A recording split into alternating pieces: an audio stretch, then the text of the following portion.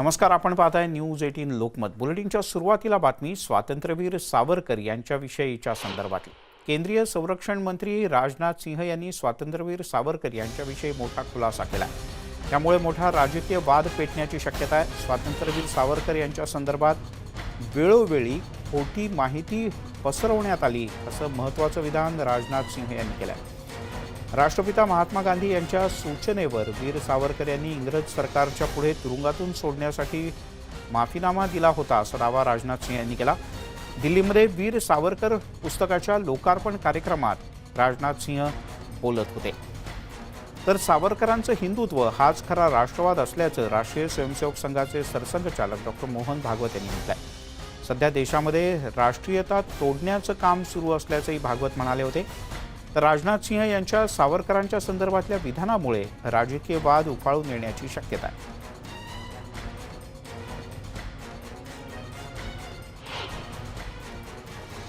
बार बार यह बात कही गई कि उन्होंने अंग्रेजी सरकार के सामने अनेकों मर्सी पिटीशन फाइल की, लेकिन सच्चाई है कि मर्सी पिटीशन उन्होंने अपने को रिहा किए जाने के लिए नहीं फाइल की थी।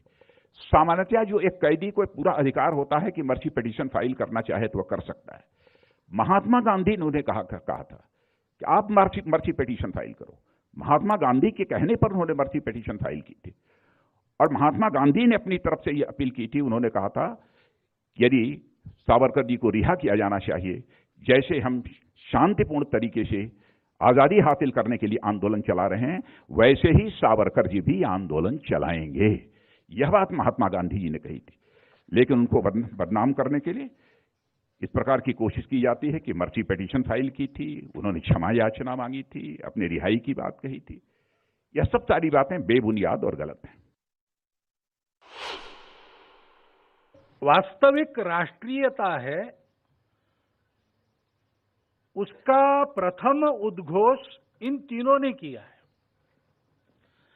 और सावरकर जी को टीका का लक्ष्य बनाते समय ऐसा भी लिखा गया है कि सावरकर जी ऐसे क्यों बने, इन तीन लोगों के विचारों के कारण ऐसे बने। क्योंकि लक्ष्य व्यक्ति नहीं है, लक्ष्य है भारत की ये राष्ट्रीयता जो पूरे दुनिया को जोड़ने का एक मार्ग उजागर करती है और लोग जुड़ जाए तो जिनके दुकान बंद होंगे उनको लगता है कि ये नहीं होना चाहिए।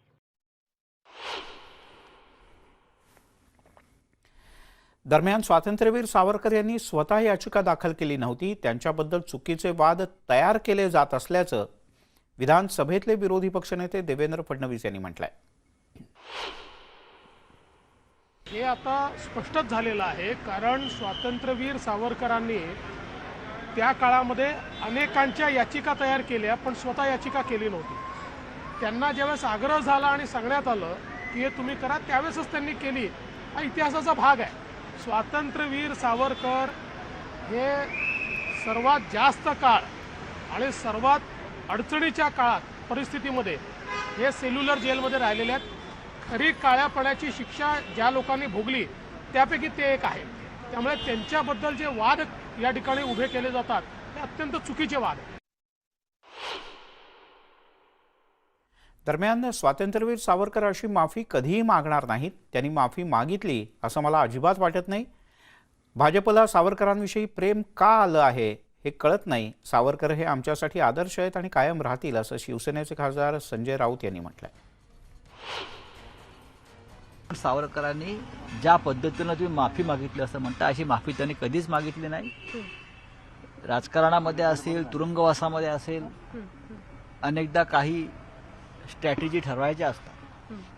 तुम्ही जर संपूर्ण समग्र सावरकर पाहिलं किंवा सावरकरांचा अभ्यास केला तर 10 वर्षापेक्षा जास्त काळ जो क्रांतिकारक तुरुंगामध्ये खितपत पडलाय, त्याला असं वाटलं की इथे खितपत पडण्यापेक्षा आपण बाहेर येऊन वेगळं कार्य करावं आणि त्यासाठी जगभरात जे मार्ग स्वीकारले जातात बाहेर येण्याचे, बाहेर पडण्याचे, त्या तुरुंगवासातून तोच मार्ग सावरकरांनी स्वीकारला असेल तर त्याला माफी म्हणता येणार नाही। त्यामुळे पुन्हा एकदा सावरकर या विषयावरून मोठा वाद रंगण्याची शक्यता आहे। वळूयात पुढच्या बातमीकडे। लखीमपूर खिरी प्रकरणावरून काँग्रेस पुन्हा एकदा आक्रमक झाल्याचं दिसतंय। याच प्रकरणी काँग्रेसच्या शिष्टमंडळानं राष्ट्रपती रामनाथ कोविंद यांची भेट घेतली। यावेळेला काँग्रेसकडून राहुल गांधी आणि प्रियांका गांधी हे उपस्थित होते। राष्ट्रपतींच्याकडे त्यांनी थेट केंद्रीय राज्यमंत्री अजय कुमार मिश्रा यांना पदावरून हटवण्याची मागणी केली। राष्ट्रपतींची भेट घेतल्यानंतर त्यांनी माध्यमांशी संवाद साधला। यावेळेला राहुल गांधी यांनी केंद्र सरकारवर कठोर शब्दात टीका केली।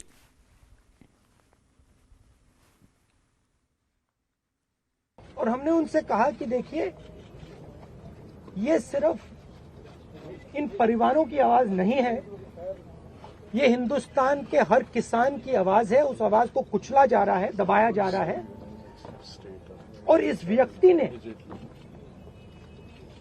हत्या से पहले देश के सामने कहा है कि अगर सुधरोगे नहीं तो मैं सुधार दूंगा। मतलब किसानों को धमकी दी और फिर उस धमकी पर एक्शन लिया और किसानों को मारा। तो हमने राष्ट्रपति जी से कहा कि देखिए, जब तक ये व्यक्ति मंत्री है तब तक न्याय नहीं मिल सकता है। इस मंत्री को हटा देना चाहिए और सुप्रीम कोर्ट के 2 सिटिंग जजेस की इंक्वायरी होनी चाहिए और जिन्होंने भी ये हत्या की है, मर्डर किया है, उनको सजा मिलनी चाहिए।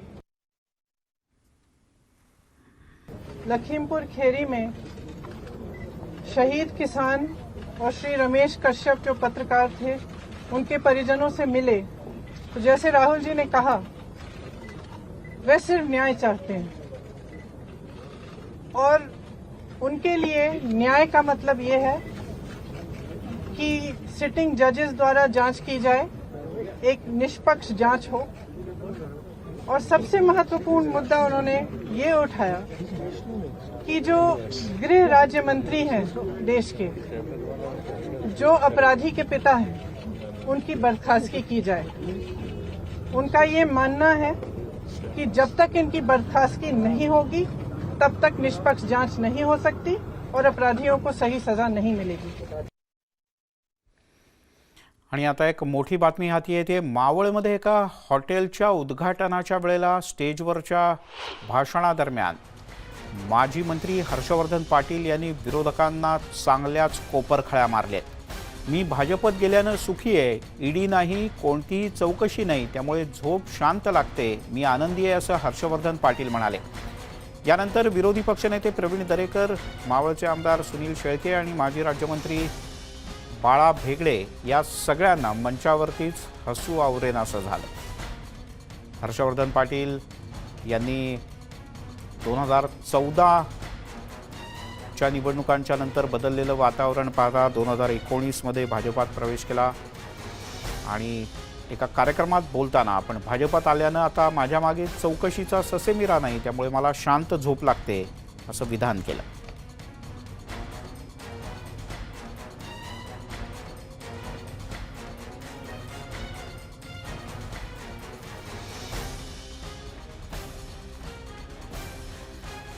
त्यामुळे भाजपतल्या नेत्याचं हे वाक्य, हर्षवर्धन पाटील यांचं हे वाक्य भाजपनं सकारात्मक घ्यायचं का नकारात्मक, पण याच हर्षवर्धन पाटील यांच्या वाक्याचा आता विरोधकही खुबीनं वापर करतील यात कोणत्याही प्रकारची शंका नाही।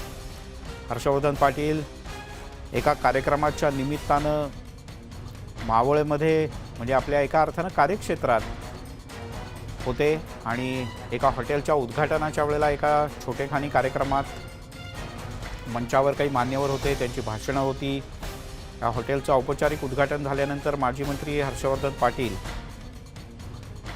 यांनी आपण भाजपात का आलो हे सांगतानाच भाजपात गेल्यानं मी सुखी आहे, माझ्या मागे ईडी नाही, त्यामुळे शांत झोप लागते असं म्हटलं।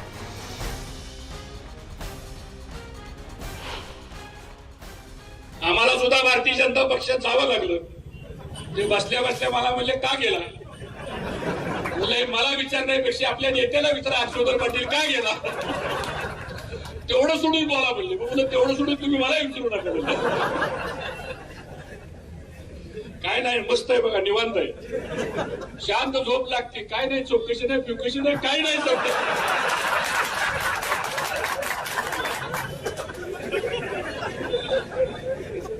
हॉटेलवर येऊ आपण, हॉटेलवर येऊ। त्यामुळे सगळेच नेते एका मंचावर होते. प्रवीण दरेकर होते, मावळ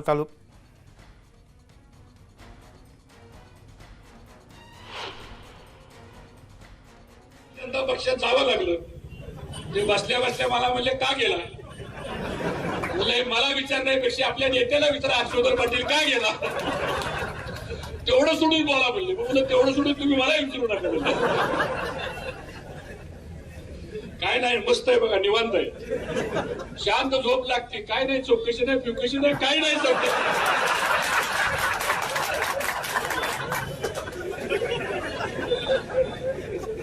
हॉटेलवर येऊ आपण, हॉटेलवर येऊ.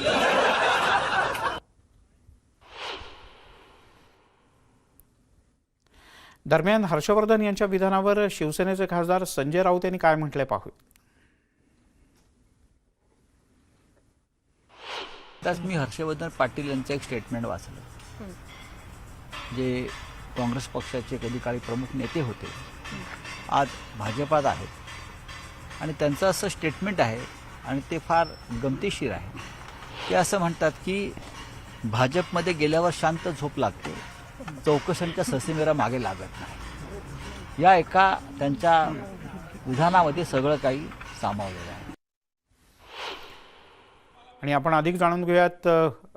आपले प्रतिनिधी गणेश दुडम आपल्यासोबत जोडले गेलेत. गणेश, या विधानानं एकच हशा पिकला, पण हर्षवर्धन जाधव पाटील यांना नेमकं काय म्हणायचं होतं? हो, नक्कीच. जर आपण पाहायला गेलं तर मावळामध्ये एका खासगी हॉटेलचं उद्घाटन करायला ज्यावेळेस हे सर्व नेते मंडळी आले होते, त्यावेळेस व्यासपीठावर असताना हर्षवर्धननी हे भाष्य केलेलं आहे की मी जेव्हापासून भाजपात गेलोय तेव्हापासून मला शांत झोप लागते, माझ्या मागे काय कसलीही चौकशी वगैरे नाही. हे जसं हे हर्षवर्धन पाटलांनी बोललं तसंच स्टेजवर एकच हाशा हे होता झाला होता. मात्र यावेळेस स्टेजवर प्रवीण दरेकर असतील किंवा स्थानिक आमदार सुनील शेळके असतील, माजी मंत्री बाळा बेगडे होते, त्या सगळ्यांच्या समोर बोलल्यामुळं तिथल्या तिथं थोडं तर्क वितर्क यावर होऊ लागला. बर, पण मग गणेश, नंतर लोकांच्या प्रतिक्रिया काय होत्या? म्हणजे केवळ त्यांनी हसून टाळ्या दिल्या का हर्षवर्धन पाटील यांनी कोपरखाळ्या मारण्याकरता हे विधान केलं होतं, का खरंच त्यांना असं वाटत होतं? नंतर काही म्हणाले ते?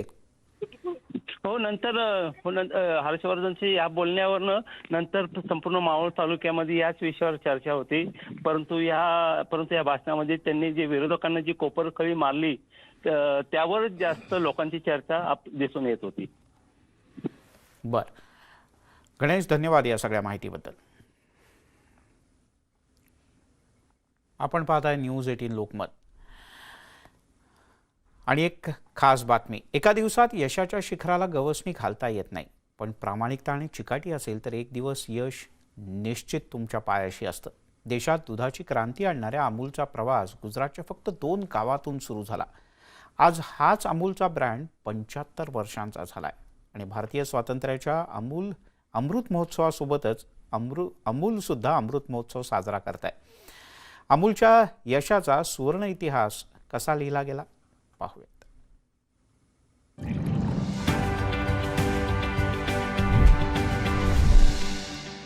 सरदार वल्लभ भाई पटेल 1942 से ही सहकारी आंदोलन के बारे में सोच रहे थे. उनकी एक चिट्ठी ने दूध क्रांति की उम्मीद जगा दी. पटेल ने किसान नेता मगन भाई पटेल को चिट्ठी लिखकर पोल्सन डेयरी और ब्रिटिश सरकार की चालों के बारे में सचेत किया. उन्होंने लिखा कि किसानों की भलाई इसी में है कि सहकारी संघ बनाकर पोल्सन को भगा दिया जाए. इस तरह पटेल की चिट्ठी ने भविष्य के साफ संकेत दे दिए.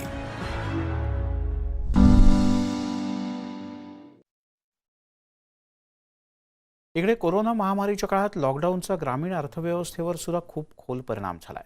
भारत पाकिस्तान सीमेला लागून असलेल्या अमृतसर जिल्ह्यातल्या एका गावामध्ये कॅथलीन लाढर स्वतः परिस्थितीशी झगडत होत्या, संघर्ष करत होत्या आणि याच दरम्यान त्यांना एक कल्पना सुचली आणि यातून एक गरुड झेप घेतली गेली.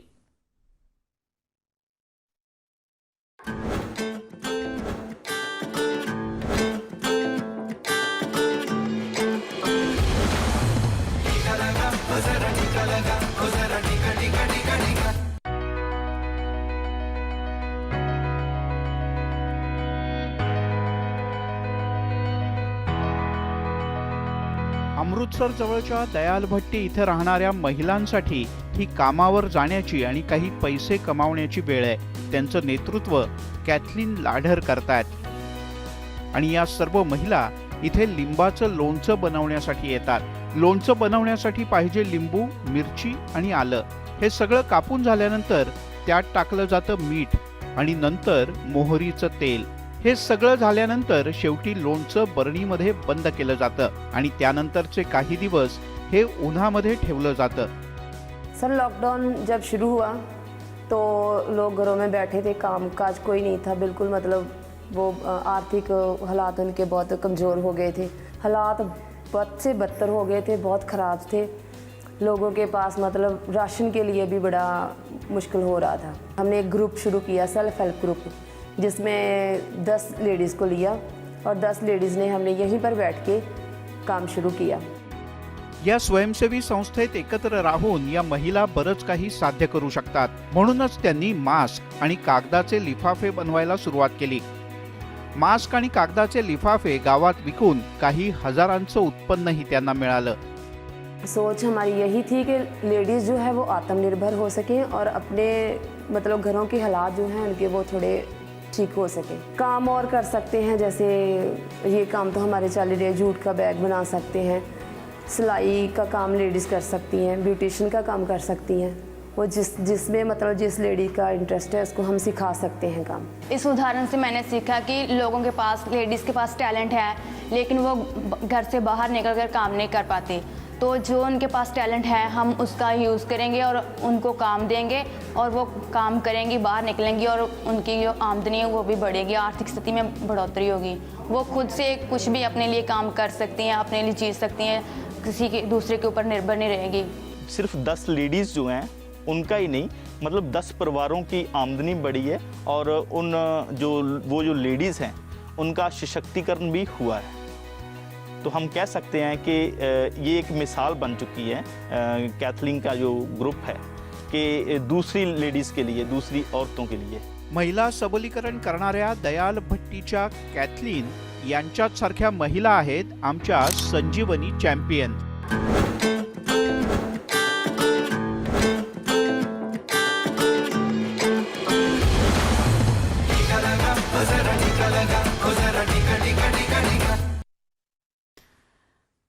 संजीवनी शॉर्ट ऑफ लाईफ या मोहिमेच्या अंतर्गत नेटवर्क 18 आणि फेडरल बँकेनं एक मोठा उपक्रम राबवला, तो म्हणजे लसीकरणाबद्दलच्या जनजागृतीचा. आणि याच मोहिमेच्या अंतर्गत एक पाऊल पुढे टाकत आम्ही एक व्हॉट्सअप हेल्पलाईन क्रमांक सुरू केला आहे. तुम्हाला फक्त एवढंच करायचं आहे, 7977773753 हा क्रमांक तुमच्या मोबाईलमध्ये सेव्ह करा.